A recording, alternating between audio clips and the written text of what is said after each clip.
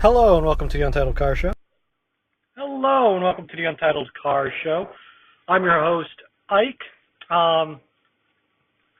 So again, it's been a hectic little bit, so I don't want to get too much into personal stuff and all that, but we'll be,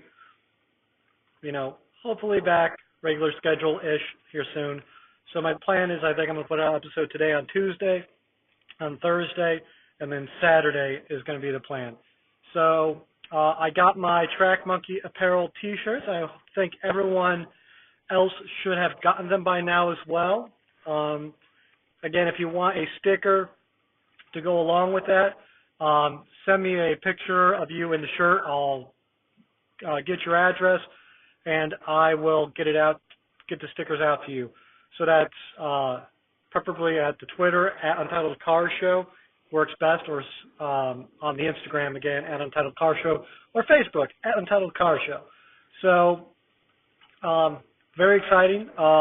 Freddie Travares Hernandez did a episode about getting super sweaty in the Aston Martin, and he did it in the Untitled Car Show shirt, which was very awesome of him. So shout out to Freddie there. If you haven't checked out his video, go check it out. It's exciting. It's different seeing merch out and about there. So I'm very excited to see, if and when I run into it in the wild. I'm not sure if that's quite ever going to happen, but you never know. So why not hope? We had torrential downpour here today, and I witnessed something I never witnessed. So again, if you're new to the show, one of the things that confounds my brain is there's people who drive in Maryland who, when it snows or it rains, they put on their hazards on the highway and they do, 35 miles per hour. So it's not like they don't have their lights on or anything like that. It's just kind of like they're letting you know that it's raining by turning on their hazards, or that it's snowing. I don't get it. It makes no sense to me. Whatever. So I have had it pointed out that, maybe because they're traveling slowly, they're going to turn on their hazards, because some states require you to turn on your hazards. Yeah, iffy on that, because if it's everyone on the road, like that's a semi-truck thing. That's if you're going uphill. You'll see that scientifically. You're headed uphill, speed limit will be like 70 miles per hour. The truck speed limit will be 55 miles per hour. And it'll say, hey, if you're going under 45 miles per hour, use your flashers. Well, what they're really talking about is they're talking to the trucks going up that hill, because they don't have the force to do it. If it's a steep grade, whatever. Not, hey, dipshits with your idiotic way of,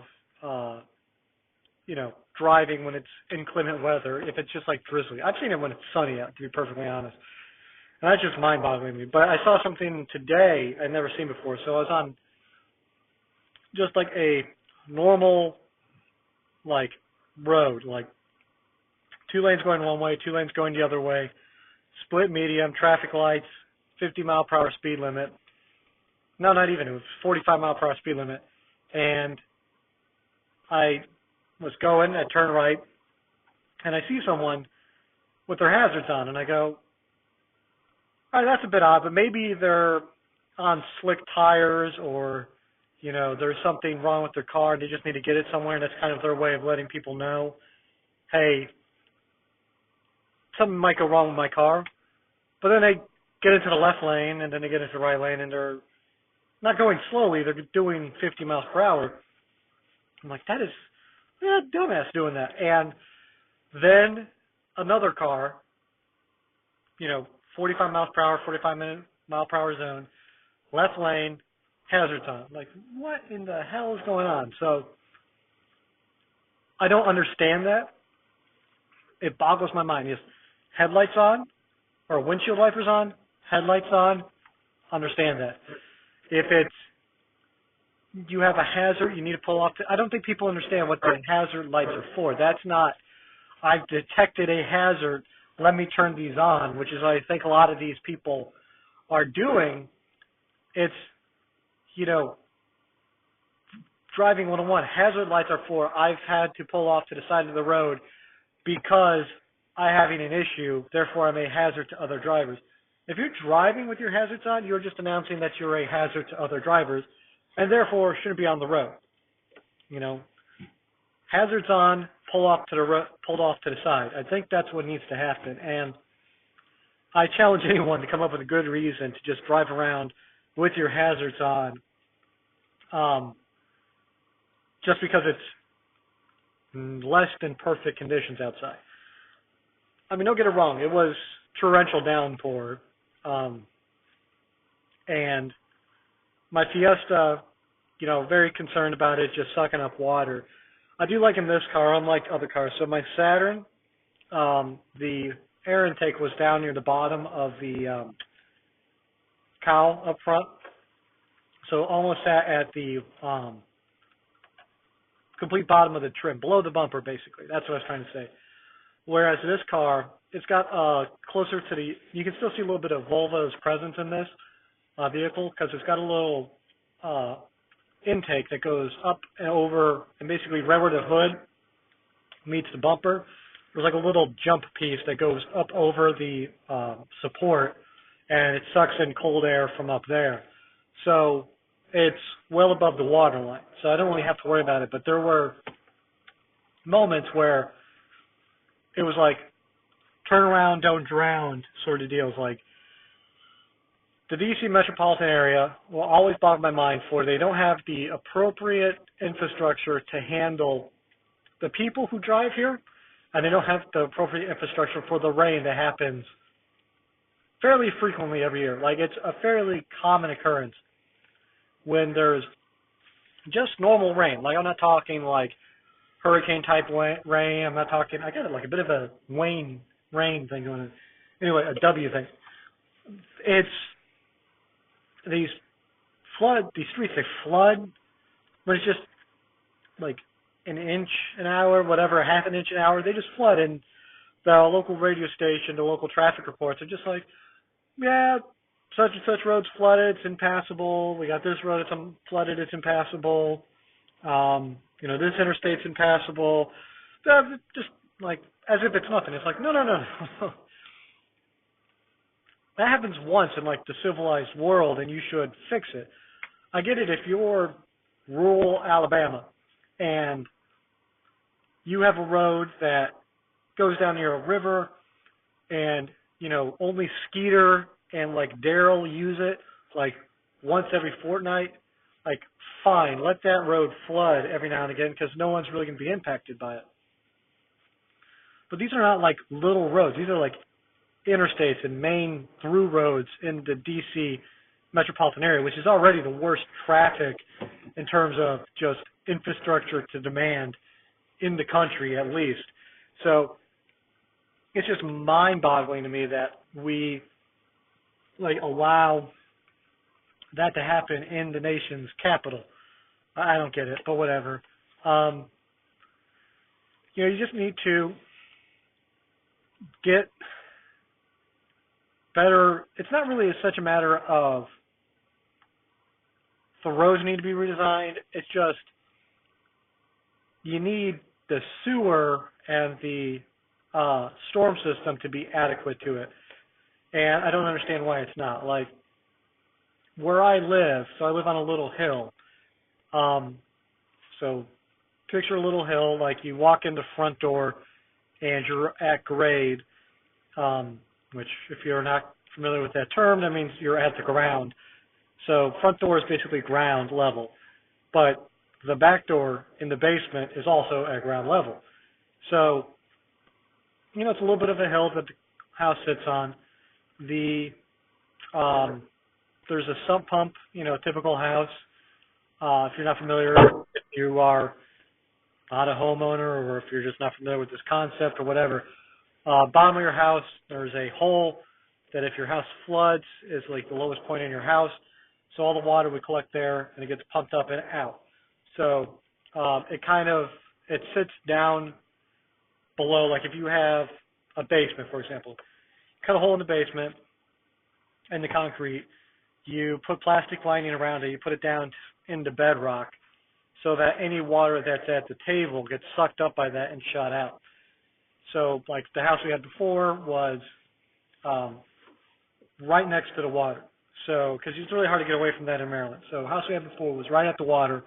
It was a raised foundation. It didn't have a basement, but it's the same concept. It's you got your gravel in your crawl space. You dig a hole.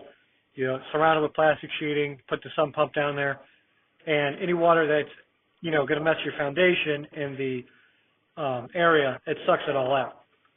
So that's what we have at the house. But because the builders, it's a new house, have to also plan ahead for the foundation and settling and all that stuff, which our house has settled because Maryland and you sit on sand, especially where we're at. The house has a set of, I just had a thought I'll get to. So there's a couple of grates out in the backyard which are below grade, but because it's, well, not below grade, but they're, if you picture where the house sits, the house is on a little bit of a hill.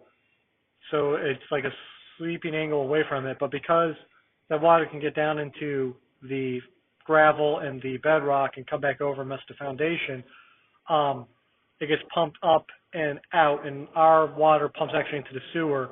And then there's an overflow, in case it starts pumping up and over and out. So I just had a thought. So I don't know if I talked about this at all a little bit a while ago.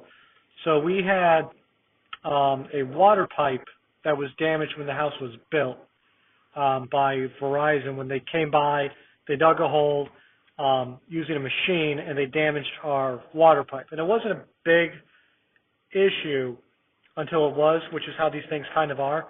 So they just like nicked it ever so slightly. And when they pulled the pipe out and handed it to us, they went, the water repair guy, he went, it was probably didn't break until fairly recently, but it was probably always leaking a little bit. So I just had the thought of like our foundation has settled more than it should have in the 5 or 6 years that the house has been around, that's been built. So that's being on the other side of the house where all this plumbing and everything is not existing. So that probably could have contributed to that matter. So I don't know if the house like suddenly collapses because of a sinkhole. It's Verizon's fault when they installed the FiOS. So if I happen to go out in that and you read in the news, way back in the news that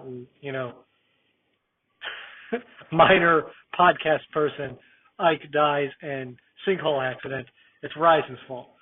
So